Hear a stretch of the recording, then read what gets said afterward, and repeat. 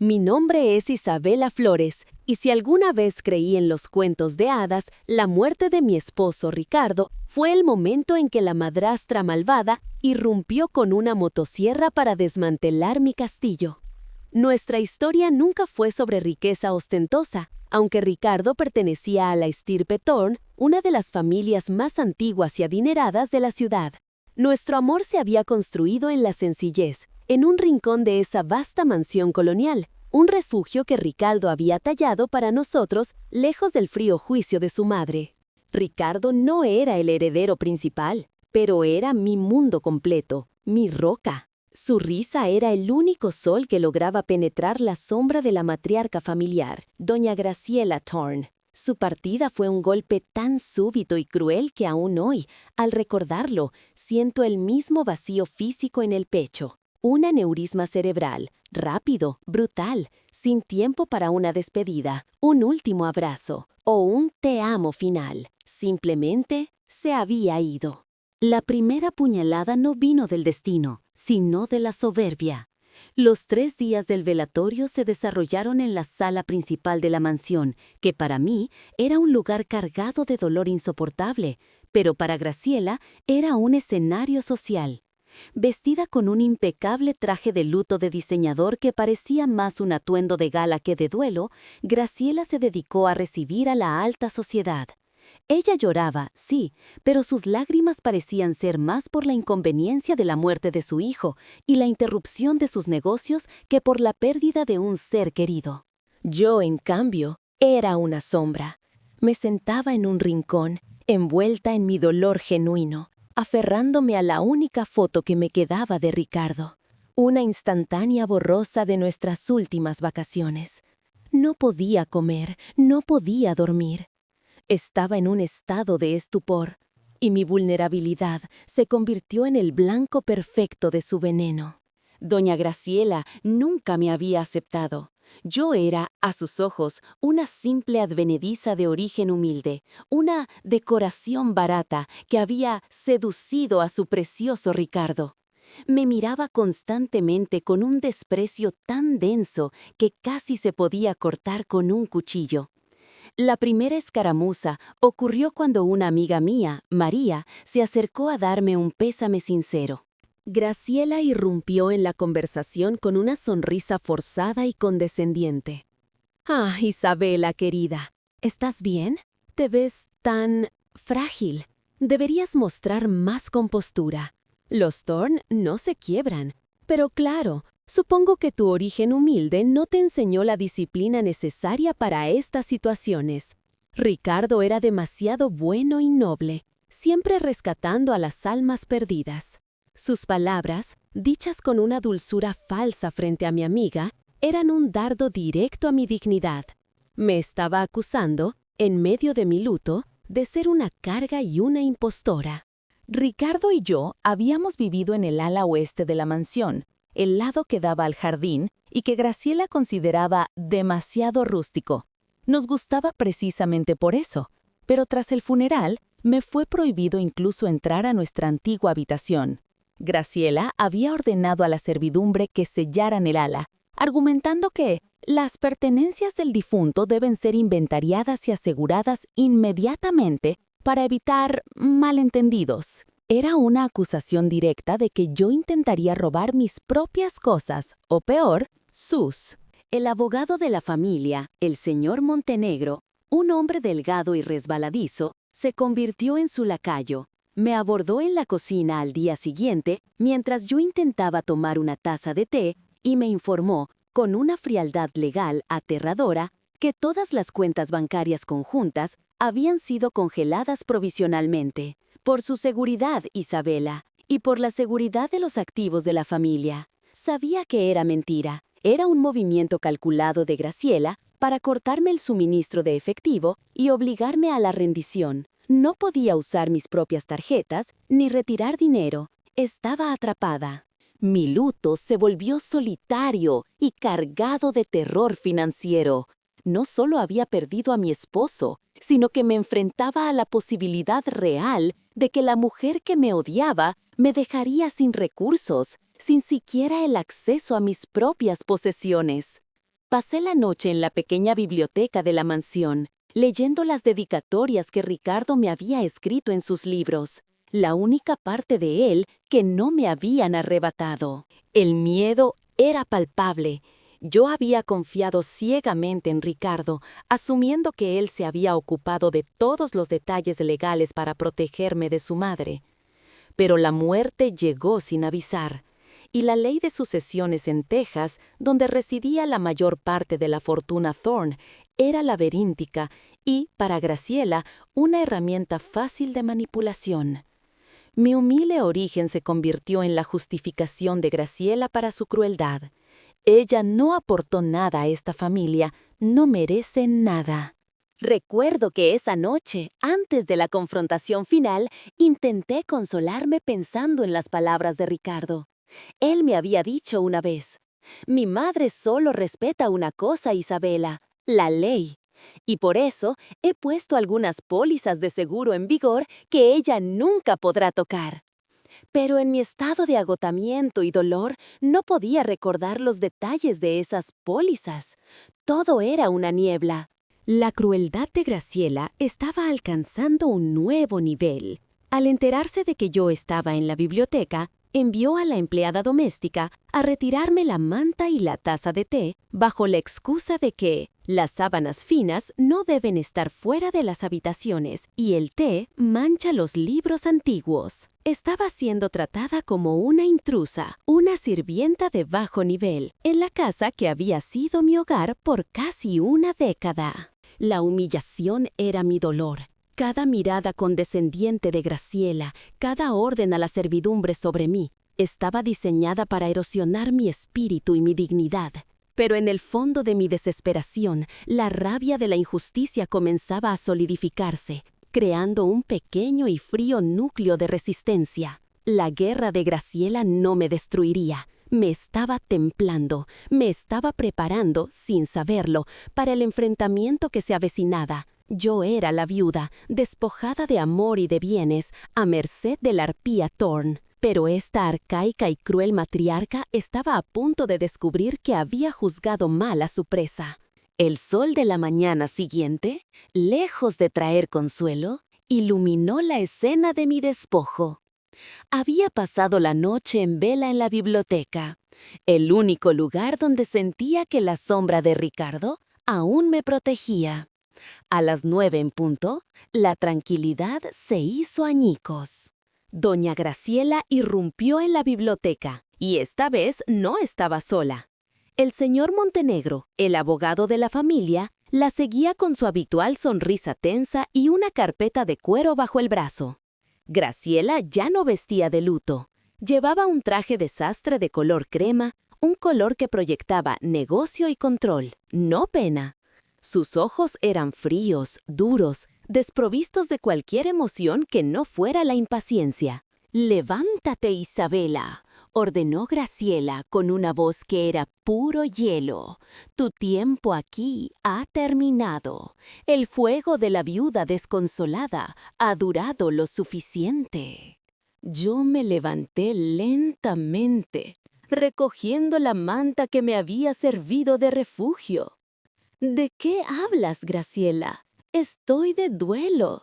Ricardo es Ricardo es un Thorne», me interrumpió, elevando la voz con una teatralidad calculada, asegurándose de que el señor Montenegro y cualquier sirviente cercano pudieran escuchar.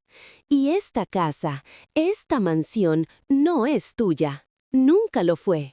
Es una propiedad ancestral, un fideicomiso establecido por mi padre para la descendencia directa. Ricardo tenía el usufructo. Al morir sin dejar hijos, la propiedad regresa a la línea principal de la familia, es decir, a mí, su madre». Graciela tomó la carpeta de Montenegro y extrajo un documento con sellos y firmas antiguas. Lo agitó frente a mí como si fuera un arma. «La ley es la ley, Isabela, y tú no estás en ella. El matrimonio con Ricardo fue un error que, tristemente, no pudo corregir a tiempo. Pero no te preocupes, hemos sido razonables. Te daremos un margen de generosidad que mi hijo, con su buen corazón, te habría deseado. El señor Montenegro carraspeó, evitando mi mirada.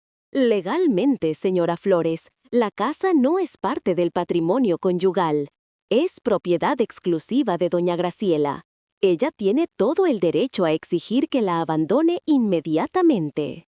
La palabra abandonar resonó en mi pecho como un tambor hueco. Esta era mi casa, mi hogar.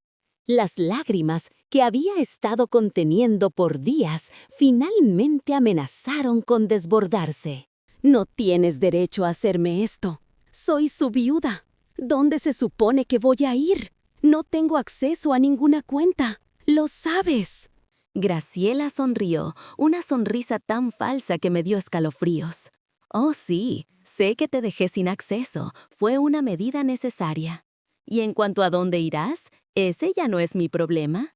Pero, como dije, somos razonables.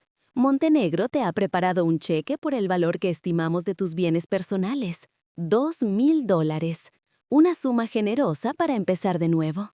Tienes exactamente 3 horas para sacar lo que consideres tuyo de esta casa. 3 horas, Isabela. Si tomas un minuto más, la seguridad cambiará las cerraduras y lo que quede será incinerado.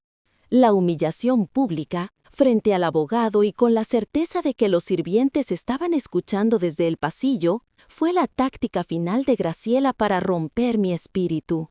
Me estaba tratando como a una ladrona, una intrusa que debía ser despachada con una limosna ridícula.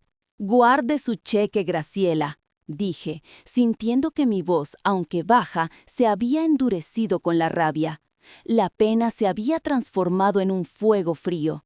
Yo no soy una empleada que usted pueda pagar para que desaparezca. Bien, tu pérdida. Ella hizo un gesto con la mano, como si estuviera espantando un insecto. El reloj corre. Graciela y Montenegro se marcharon, dejando un vacío cargado de amenaza. Me quedé sola, mirando a mi alrededor. La casa, que había sido mi refugio, se había convertido en el escenario de mi total destrucción. Mi suegra me expulsó de casa tras la muerte de mi marido. 3 horas. ¿Cómo empacar 9 años de vida en 3 horas? El pánico se apoderó de mí. ¿A dónde iría? No tenía familia cercana en la ciudad. Mis amigas tenían vidas ocupadas. Daniel se había asegurado de que no tuviera acceso a nada líquido. La realidad de la indigencia se cernió sobre mí. Iba a terminar durmiendo en un coche o en un refugio, mientras Graciela celebraba su victoria con champán. Subí las escaleras, sintiendo la casa Thorne rechazar mi presencia con cada crujido de la madera. El ala oeste, donde habíamos vivido, ya estaba sellada. Me dirigí al desván, sótano, el único lugar de la casa que Graciela odiaba y rara vez visitaba, considerándolo un depósito de trastos viejos y fantasmas de la familia. El desván era un laberinto de sombras y silencio. Olía a polvo, a madera vieja y a naftalina. Ricardo siempre lo había llamado su refugio de los dragones, porque allí se guardaban todos los secretos vergonzosos y objetos olvidados de la familia Thorne. Empecé a empacar frenéticamente. No podía llevarme muebles, solo maletas. Busqué ropa, libros, los pequeños regalos que Ricardo me había dado. Cada objeto era un puñal que recordaba la vida que había perdido. El dolor era tan grande que apenas sentía mis manos. Lloré mientras empacaba sus suéteres, sus partituras, sus cartas de amor, pero no podía permitir que Graciela me viera derrotada. Esa rabia por la injusticia se convirtió en mi motor. Mientras revolvía un viejo baúl de cedro, un cofre de guerra de la familia Thorne que se rumoreaba que contenía uniformes de la época de la Guerra Civil, noté que la tapa estaba entreabierta. Ricardo siempre me había prohibido abrirlo, diciendo que era demasiado aburrido, solo viejos trapos. Pero la desesperación me dio el coraje de ignorar su advertencia póstuma. Dentro no había trapos. Había un montón de documentos amarillentos y, en el fondo, envuelta en un trozo de terciopelo desgarrado, estaba la esperanza que estaba buscando. No era dinero. Era una llave antigua de bronce, pesada y ornamentada. La llave estaba unida a una diminuta etiqueta de latón grabada con 2 letras mayúsculas, CS, las iniciales del abuelo don Guillermo Thorne y el número 508. Era la misma llave que había encontrado en la versión anterior de la historia. En ese momento, la búsqueda de mis pertenencias se detuvo. Mi instinto me dijo que aquella llave no pertenecía a un armario o a una caja de herramientas.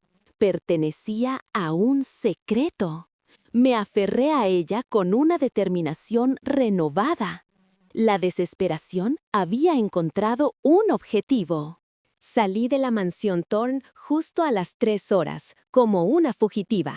Dejé atrás la mayor parte de mi vida, el cheque de Graciela y la dignidad que me había quitado. Pero conmigo llevaba la maleta de ropa, el dolor insoportable y una llave de bronce que valía más que toda la mansión. Salí de la mansión Thorne con el terror de una fugitiva. No tenía destino, solo la urgencia de alejarme de la maldad de Graciela. Usé los pocos dólares en efectivo que encontré en mi cartera para pagar un taxi a un motel destartalado en las afueras, el tipo de lugar donde el olor a humedad competía con el de cigarrillo rancio. Mi suite era una habitación minúscula con cortinas que no cerraban y una cama que prometía dolor de espalda. Pero era un escondite. Mi primera noche de libertad fue una pesadilla de insomnio, vergüenza y dolor. La humillación de Graciela había calado hasta mis huesos. Recordé cada palabra hiriente, cada mirada de desprecio. Estaba arruinada, sola y durmiendo en un lugar peor que la casa de cualquier sirviente de Graciela. Las lágrimas cayeron sobre la manta áspera, pero ya no eran lágrimas de pena, sino de rabia impotente. A la mañana siguiente, con el corazón apretado por la desesperación, me senté en el suelo frío de la habitación para examinar mis pocas posesiones. La llave antigua, pesada y gótica, era lo único que importaba. La sujetaba con fuerza en la palma de mi mano. CS-508. Me dediqué a reconstruir el significado de esas letras y números. CS era un misterio. Pero Ricardo y yo habíamos vivido en el ala oeste, la parte de la casa que lindaba con la biblioteca antigua y el cuarto de música, conocido por los empleados como el ala de Thorne Consolidated Services, Servicios Consolidados Thorne, porque allí se guardaban viejos registros de la familia. ¿Y el 508? Ricardo había mencionado una vez, bromeando, que el abuelo, don Guillermo, era tan paranoico que había instalado un pequeño depósito de seguridad personal en su antiguo estudio, una habitación que ahora estaba cerrada bajo llave en el 5º piso del edificio Thorne Plaza, la sede de la compañía. ¿Podría la CS significar caja de seguridad o Consolidated Services y 508 la habitación? La probabilidad era minúscula, pero era mi única pista. Usando el internet del motel y mis habilidades de contadora, busqué planos antiguos del edificio Thorne Plaza. Descubrí que el 5º piso estaba dedicado a almacenamiento de archivos muertos. El número 508 correspondía a un pequeño estudio adyacente a la antigua oficina de don Guillermo. El corazón me dio un vuelco. Mi siguiente paso fue arriesgado. Necesitaba entrar en el Thorne Plaza. Tuve que mendigarle al gerente del motel que me permitiera usar su teléfono para llamar a una vieja amiga, Marta, a quien Graciela nunca había conocido. Le pedí a Marta que me prestara un poco de dinero en efectivo y que me trajera un cambio de ropa que proyectara un mínimo de profesionalismo.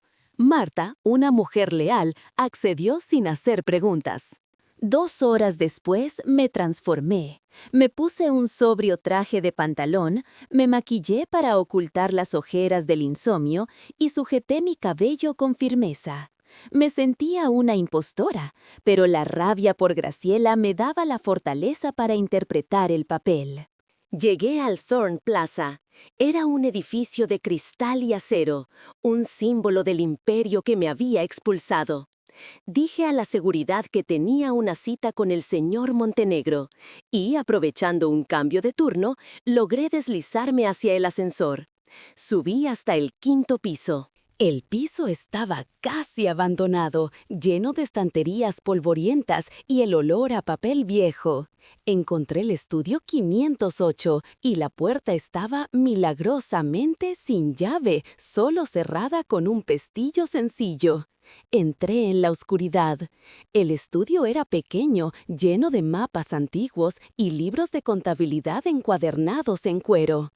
Y allí, detrás de un mapa enrollado del estado de Texas, vi la anomalía, una pequeña caja de seguridad metálica de estilo antiguo empotrada en la pared, oculta por un panel de madera suelta. Mi mano tembló mientras sacaba la llave de bronce de mi bolso. El diseño gótico, con la etiqueta CS508, se alineó perfectamente con la cerradura. El clic que hizo la llave al girar fue el sonido más fuerte que había escuchado en mi vida. El cofre de seguridad se abrió. Dentro no había una pila de billetes ni barras de oro. Había algo mucho más valioso: la verdad. El cofre contenía una pila de documentos legales sellados y, lo más importante, 2 objetos. El primero era una carta gruesa, escrita a mano por Ricardo, sellada con cera roja, dirigida a mi amada Isabela, mi ancla de vida, en caso de que mi madre actúe con su habitual maldad. Las primeras líneas de la carta eran un bálsamo para mi alma herida. Mi amor, si estás leyendo esto, es porque mi madre te ha hecho lo que siempre temí.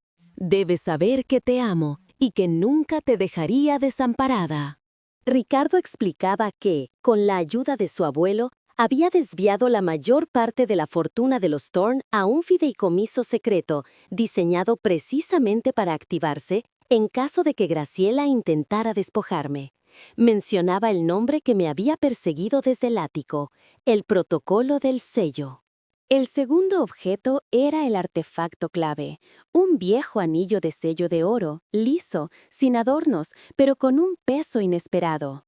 La carta explicaba: este anillo es la ficha de autenticación del protocolo, es el sello del fideicomiso. No lo pierdas, llévalo a Montenegro, no confíes en él, pero él conoce el significado. Pregúntale sobre el protocolo del sello. Actúa rápido, mi amor, el tiempo es crucial. Mi shock era profundo. Graciela no solo había fallado en arruinarme, me había entregado indirectamente un imperio. Me había convertido en la dueña mayoritaria de una fortuna que ascendía a cientos de millones de dólares. Sabía que la próxima jugada tenía que ser perfecta.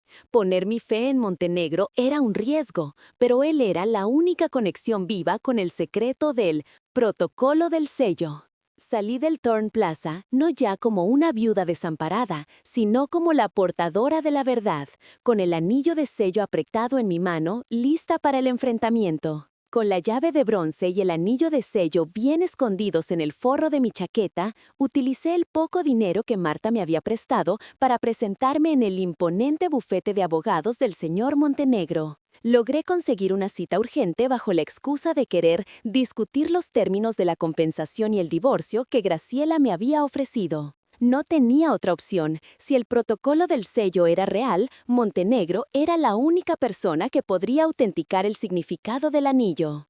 Me recibió en su oficina llena de libros de derecho antiguos y olor a cuero costoso. Me sentó frente a su escritorio de caoba y me miró por encima de sus gafas de lectura con una mezcla de aburrimiento y superioridad. En su mente, yo era una molestia ya resuelta, una viuda pobre intentando exprimir unos pocos miles más. Isabela, querida, comenzó, su voz untuosa y condescendiente. Seamos realistas. Te ofrecimos una suma generosa de $2,000 por tus pertenencias. Dada tu nula contribución financiera al matrimonio, es un gesto de extrema bondad por parte de doña Graciela. Ricardo era un hombre noble, pero descuidado con los detalles legales. Ahora, te ruego que firmes los documentos. Tengo asuntos más importantes que atender que el sentimentalismo. Su burla me encendió la rabia. Pude ver claramente la mano de Graciela en cada una de sus palabras. No vine por el cheque, señor Montenegro, dije con firmeza, sacando el anillo de sello del bolsillo y deslizándolo sobre la superficie pulida de la mesa. Vine por esto. El anillo de oro, sin adornos, era la antítesis de la ostentación del grupo Thorne. Montenegro lo miró con un desinterés profesional, listo para descartarlo como una simple baratija sentimental de la difunta suegra. Lo tomó con 2 dedos, levantándolo a la luz. Un anillo de sello, muy conmovedor. Pero legalmente, Isabela, no tiene ningún... Se detuvo. Sus ojos, que habían sido fríos y distantes, se fijaron en el metal liso del anillo. Su pulgar, que lo sostenía, dejó de moverse. Su expresión se congeló. El cambio fue físico y aterrador. La arrogancia desapareció de su rostro con la velocidad de un eclipse. Sus ojos se abrieron desmesuradamente, y el color se escurrió de sus mejillas, dejándolo con una palidez cerúlea. ¿Dónde? Preguntó, su voz ahora un susurro ronco, apenas audible, muy diferente de su tono pomposo anterior. ¿Dónde encontró usted esto? Me lo dio Ricardo, respondí, manteniendo mi voz firme. Me dijo que preguntara por el protocolo del sello. Ese fue el golpe final, el sonido de las palabras protocolo del sello y la visión del anillo hicieron que la fachada legal de Montenegro se hiciera añicos. Se dejó caer pesadamente en su silla, empapado en sudor frío, como si yo acabara de colocar una granada activada sobre su escritorio. El abogado paró de reír en el acto porque su conciencia, mezclada con el terror a las consecuencias legales del secreto, lo había alcanzado. «¡Dios mío!», murmuró, pasándose la mano por el pelo, ahora completamente desordenado. «El abuelo, el viejo Guillermo Thorne. Pensé que este día nunca llegaría». Montenegro, en un estado de pánico controlado, cerró la puerta de su oficina y habló durante los siguientes 20 minutos con una urgencia febril. Confirmó el terror de Graciela y la brillantez de Ricardo. El protocolo del sello fue el último acto de venganza de don Guillermo contra la avaricia de su hija, Graciela. Es un fideicomiso irrevocable establecido hace 50 años, diseñado para proteger la mayoría de la fortuna familiar, los activos productivos, las acciones de control, la cartera inmobiliaria, de cualquier administración que no fuera ética. Ricardo era el único albacea que podía activarlo. Me reveló el mecanismo cruel. El fideicomiso estaba inactivo mientras Ricardo viviera.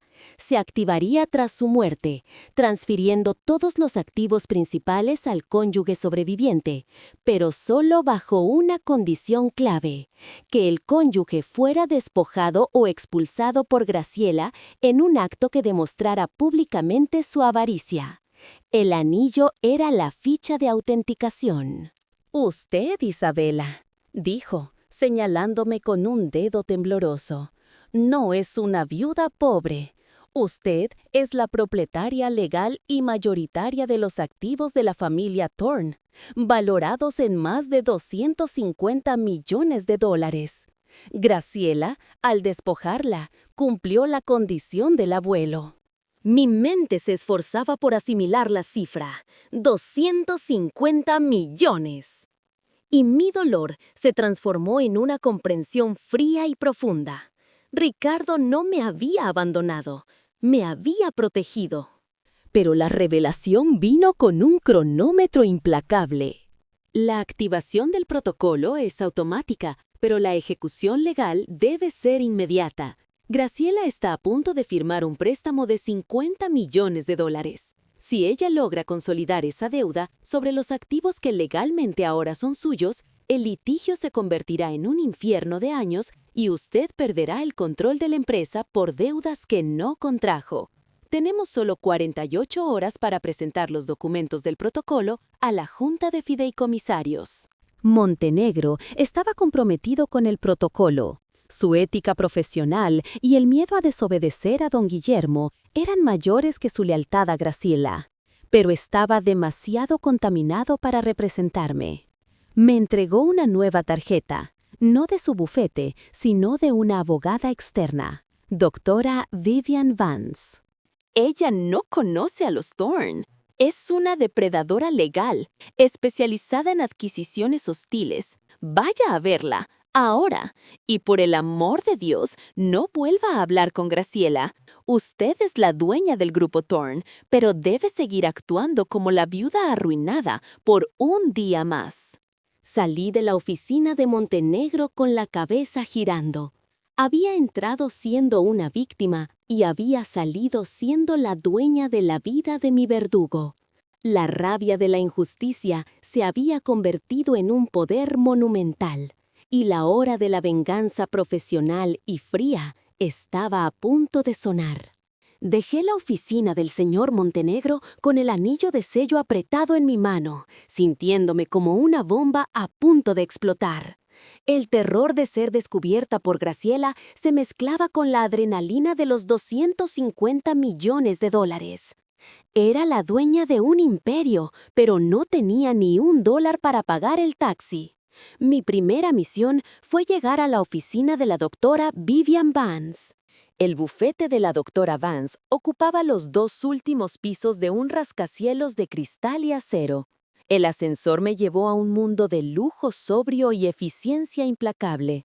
La recepcionista, una mujer rubia con una expresión de hielo, me miró con escepticismo hasta que mencioné el nombre de Montenegro. La doctora Vance era una mujer de unos 40 años, con un traje de pantalón gris y el cabello negro recogido con precisión militar. Sus ojos, de un azul penetrante, no se enfocaron en mis lágrimas ni en mi apariencia de viuda desamparada. Se enfocaron en el anillo. «El protocolo del sello», murmuró, tomando el anillo con guantes de seda. Ricardo era un hombre previsor. Su abuelo era un genio. Pero Graciela Thorne es una oponente viciosa. Tenemos menos de 48 horas para desmantelar su préstamo de $50 millones antes de que hipoteque los activos que ahora son suyos. La doctora Vance no perdió el tiempo en sentimentalismos. Se convirtió en mi general. Me explicó el plan de guerra con una claridad brutal. Primero, necesitamos una barrera legal impenetrable. No podemos poner $250 millones directamente a nombre de Isabela Flores. Graciela lo impugnará de inmediato, alegando coacción o demencia. Estableceremos una sociedad anónima de fideicomisos en un paraíso fiscal. La llamaremos Fideicomisos Ancla, LLC, en honor al amor de su esposo por usted. Esta entidad será la dueña legal de los activos del grupo Thorne. Usted será la única beneficiaria, pero a efectos públicos solo será la presidenta anónima Elena Starling. La creación de Elena Starling no fue solo un cambio de nombre, fue el inicio de mi metamorfosis. Vance ordenó la contratación de un estilista de primer nivel, un dermatólogo y un sastre. Me mudé a una suite de seguridad en un hotel de lujo, donde mi única misión era transformarme. El proceso fue tedioso y doloroso. Mi cabello, que Ricardo amaba largo y rubio ceniza, fue teñido de un castaño oscuro elegante y cortado en un bob moderno que proyectaba autoridad. Mi ropa de luto fue reemplazada por un guardarropa de trajes de seda y lino, en tonos de poder, esmeralda, pizarra y negro. Cada pieza estaba diseñada para decir, «Soy la que manda». El cambio más profundo, sin embargo, fue el interno. Tuve que practicar frente al espejo. La viuda, con el dolor grabado en sus ojos, tenía que desaparecer. En su lugar, emergía una mujer con una mirada fría, una sonrisa sutilmente condescendiente y una postura que llenaba la habitación. Yo era Elena Starling, una mujer que no conocía la pena, solo los balances de poder. Mientras mi transformación física avanzaba, la doctora Vance y su equipo se concentraron en la estrategia de adquisición. El objetivo principal era el préstamo de $50 millones. Graciela usó las hipotecas de Thorn Real Estate Development como garantía principal para el préstamo, explicó Vance. Ella asume que, como ella controla la administración de Thorn Group, nadie puede tocarlas. Se equivoca. Usaremos el capital inicial del fideicomiso para comprar silenciosamente esa deuda en el mercado secundario. La estrategia era un golpe de genio. Si Fideicomisos Angla LLC se convertía en el acreedor principal de la garantía hipotecaria, el Deutsche Bank, el prestamista, se retiraría del acuerdo con Graciela, paralizando su plan de compra de acciones minoritarias y dejándola expuesta. Para asegurar el secreto de la operación, la doctora Vance introdujo a Liam Kalen, el especialista en seguridad. Kalen no era un guardaespaldas, era un estratega de información y vigilancia. Su equipo se dedicó a monitorear cada correo electrónico, cada llamada, cada movimiento de Graciela y su abogado. Los informes de Kalen eran fascinantes y me llenaban de una determinación gélida. Graciela, en su arrogancia, estaba organizando una gran gala de recaudación de fondos, segura de que su préstamo se cerraría y que ella cimentaría su poder. Los informes detallaban sus insultos a los miembros de la junta directiva y sus planes de desechar el rincón rústico de Ricardo en la mansión para construir una nueva ala para fiestas. Ella no solo me quería fuera de la casa, quería borrar la memoria de Ricardo, dije a Vance, mi voz tensa. Entonces le daremos lo que se merece, respondió Vance. La venganza será ejecutada donde más le duele, en su sala de juntas. El tiempo se agotaba. El equipo de Vance trabajó sin dormir para cerrar la compra de la deuda hipotecaria a través de una red de complejas sociedades fantasma. El riesgo era enorme. Si Graciela conseguía el préstamo antes de que cerráramos la compra de la deuda, el protocolo del sello se vería empantanado en años de litigios. Finalmente, a las pocas horas de la fecha límite, la doctora Vance me llamó.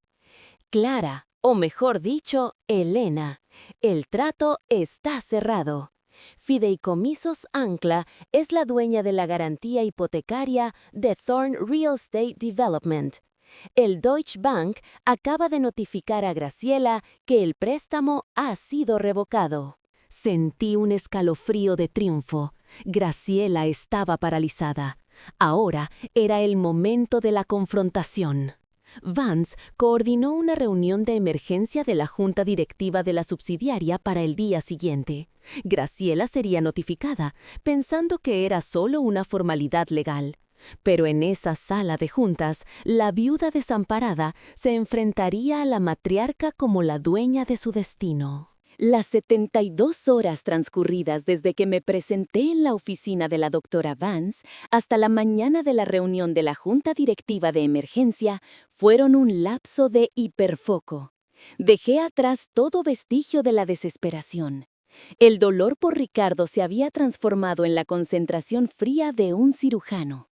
La doctora Vance me instruyó minuciosamente. Tu objetivo hoy es que te reconozca no como Isabela, la viuda, sino como su ruina, Elena Starling. Esa mañana me vestí con un traje sastre de lana fría, un color azul marino que proyectaba una autoridad innegable. Llevaba el cabello recogido con precisión y el único adorno era el anillo de sello de oro, ahora oculto bajo un guante de seda negro. Era mi ficha de autenticación, mi verdad, y la silenciosa garantía de que Ricardo estaba conmigo en esa batalla. Antes de salir, me paré frente al espejo de mi suite de seguridad. La mujer que me devolvía la mirada ya no era ni la Isabela ingenua, ni la Elena fría de los balances.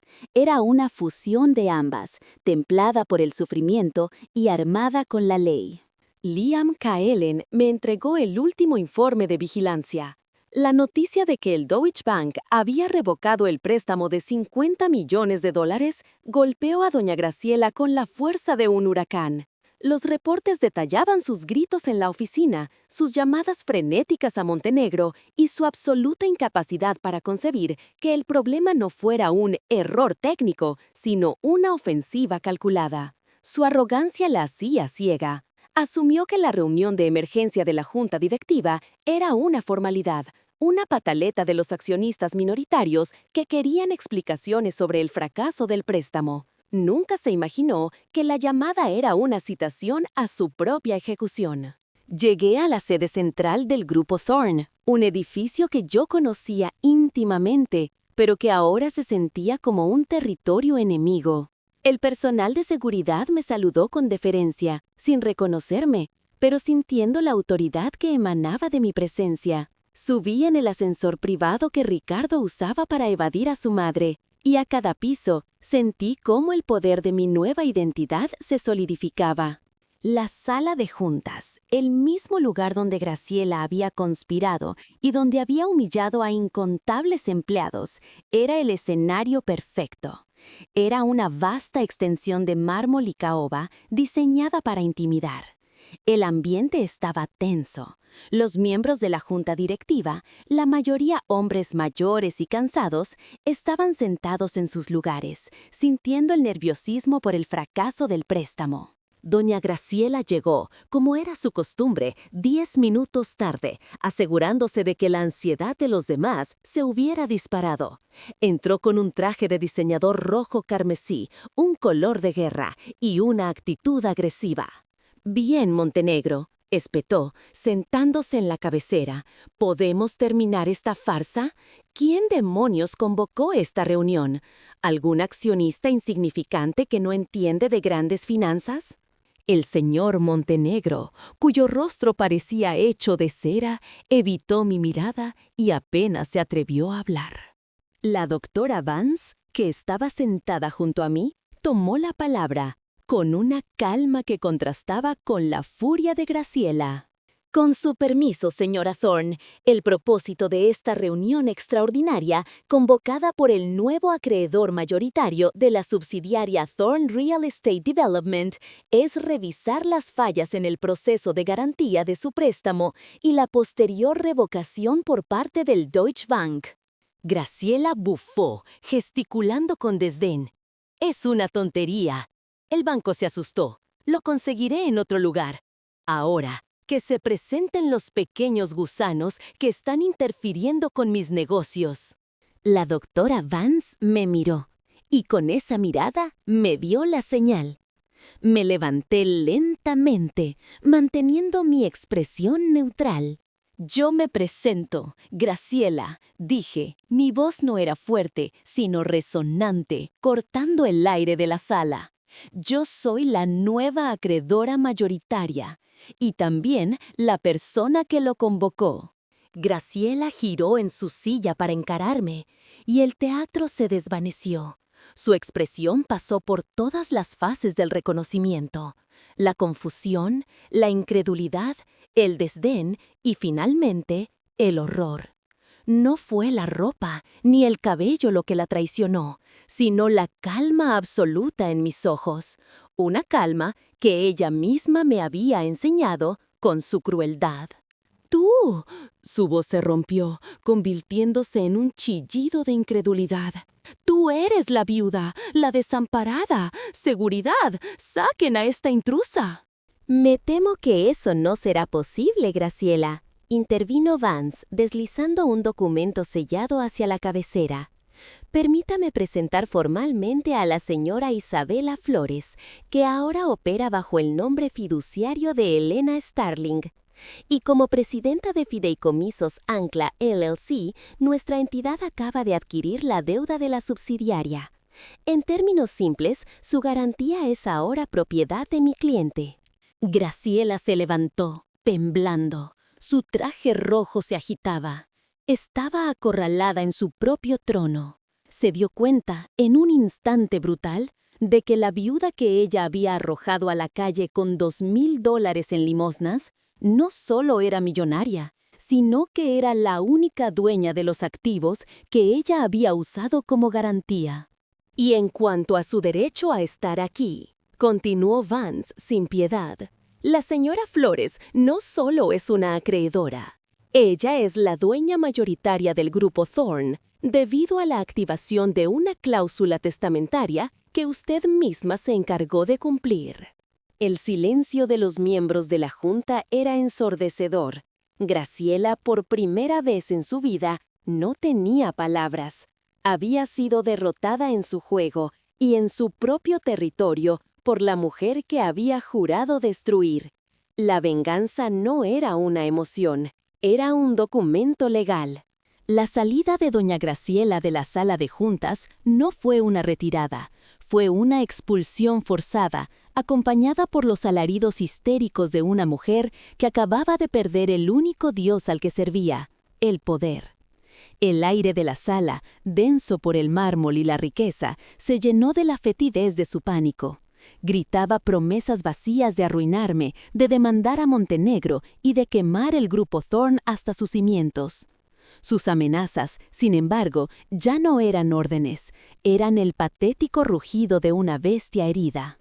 En el instante en que Graciela abandonó el piso ejecutivo, la doctora Vance ejecutó la fase final del protocolo del sello.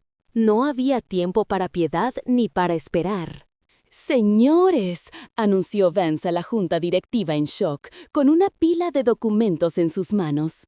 De conformidad con la transferencia de activos del fideicomiso Thorne, que ha sido legalmente activado por la propia doña Graciela, la señora Flores, actuando como Elena Starling, es ahora la accionista mayoritaria y tiene el derecho legal de reestructurar la dirección.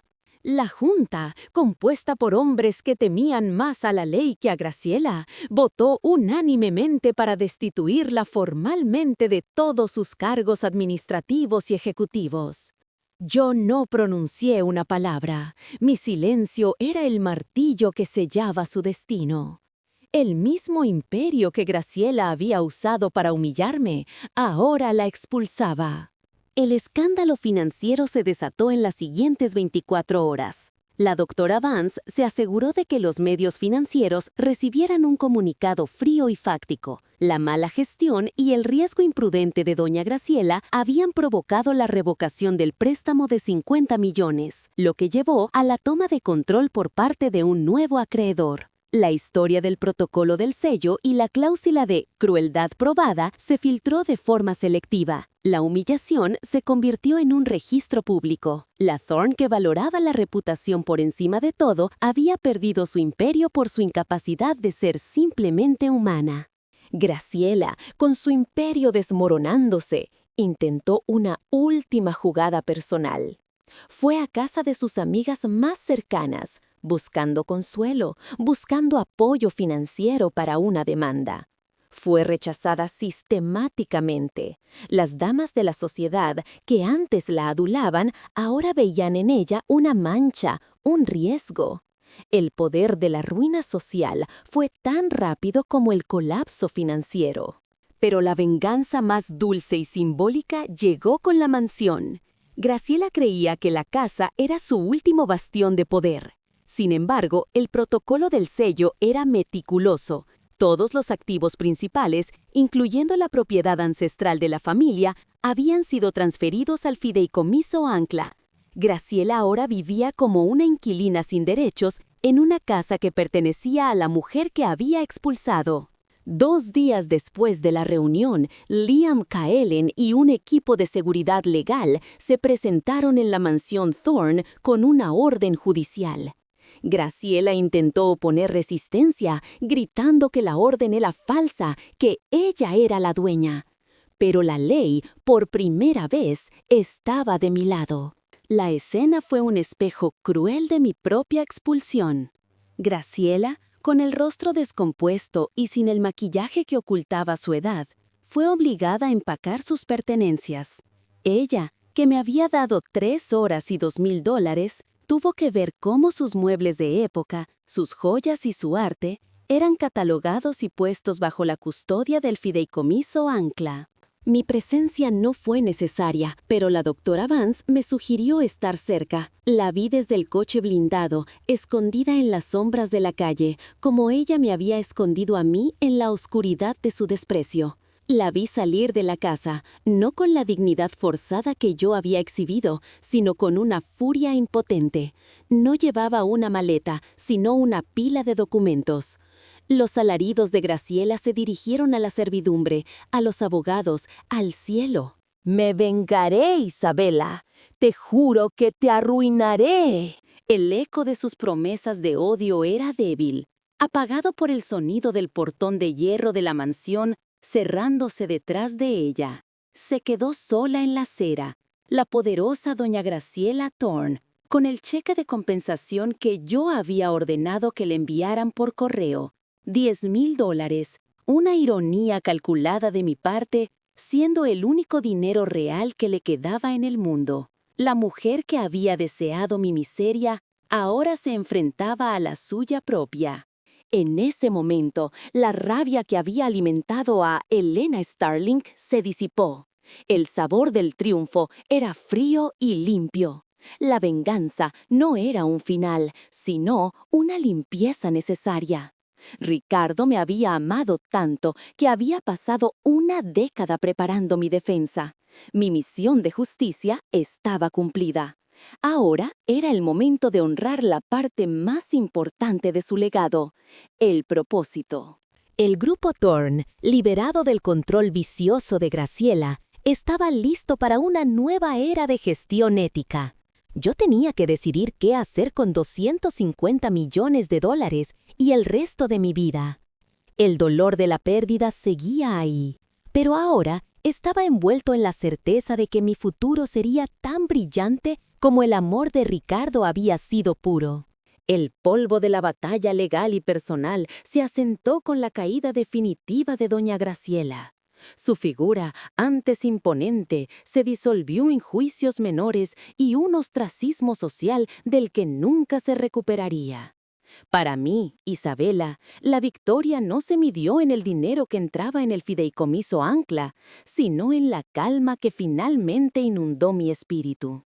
La rabia, el motor de Elena Starling, se había apagado. Ahora era el momento de la verdad. Mi primer acto fue regresar a la mansión, no para reclamar mi trono, sino para recuperar la memoria de Ricardo. El silencio de la casa ya no era hostil, era reverente. Caminé por las vastas salas, que antes me parecían frías y amenazantes, y sentí una paz nueva. El dinero y la propiedad eran herramientas. El verdadero tesoro era el amor de Ricardo, que me había preparado una defensa de $250 millones. La consolidación del imperio Thorne fue un proceso metódico. Con la doctora Vance y Liam Kaelen a mi lado, desmantelé los esquemas de corrupción que Graciela había dejado atrás. Introduje una gestión ética y transparente. El grupo Thorne, que bajo Graciela operaba por miedo, comenzó a operar por respeto.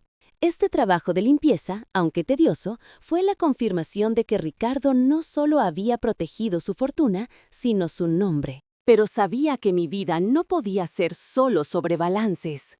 El propósito de la cláusula de crueldad probada era claro: usar el sufrimiento para generar bondad. Y así nació mi verdadero legado. Utilicé una porción significativa del capital para fundar la Fundación Sello y Ancla, nombrada en honor al anillo de mi esposo y al espíritu de mi abuela. La misión era ofrecer un refugio legal, financiero y físico a mujeres que, como yo, enfrentaban la ruina tras el abandono o el fallecimiento de sus parejas, sin voz ni recursos. El gesto más simbólico fue el destino de la mansión. En lugar de vivir allí sola, me aseguré de que la propiedad Thorne se convirtiera en el hogar de resiliencia Ricardo Thorne. Se transformó en un centro de capacitación profesional y vivienda de transición. El ala oeste, que antes era nuestro refugio privado, ahora albergaba aulas de empoderamiento. El ático, donde encontré la clave, se convirtió en una sala de archivos para el equipo legal de la fundación. La casa que Graciela consideraba suya por derecho de nacimiento se llenó con las voces de mujeres que recuperaban su destino. Mi vida personal se redefinió. La doctora Vance se convirtió en mi socia y amiga más cercana, la única persona que entendía la carga de la verdad. Liam Kalen se convirtió en el jefe de seguridad de la fundación y en mi confidente, un pilar de lealtad en un mundo de falsedades. La posibilidad de un romance estaba ahí, pero lo más importante era el respeto mutuo que compartíamos. Me había prometido a mí misma que mi próxima relación se basaría en la igualdad, no en la necesidad. Un día, volví a la pequeña habitación del motel destartalado, mi primer escondite. Me senté en el borde de la cama, ya no con vergüenza, sino con gratitud. El contraste entre la miseria de esa habitación y la magnitud de la mansión Thorne me dio una perspectiva eterna. Saqué el anillo de sello de una pequeña caja fuerte. Ya no lo usaba como prueba, sino como un talismán. Era el recordatorio final de la profundidad del amor de Ricardo. Él sabía que su madre me despojaría, y en lugar de evitarlo, lo permitió, confiando en que yo tendría la fuerza para buscar la verdad y reclamar mi derecho. El protocolo del sello no era solo un acuerdo legal, era un acto de fe codificado en la ley. Mi historia, la historia de Isabela Flores, no es la de una viuda que se volvió rica. Es la historia de una mujer a la que le quitaron todo, pero a la que se le dio la oportunidad de reconstruir no solo su vida, sino las vidas de muchas otras. La venganza se consumó, sí, pero se transformó en propósito y legado. Y así, en lugar de ser recordada como la mujer que Ricardo rescató, me convertí en la mujer que rescató el nombre de Ricardo de la avaricia de su madre. Usó su fortuna para el bien y encontró su propia ancla en la justicia.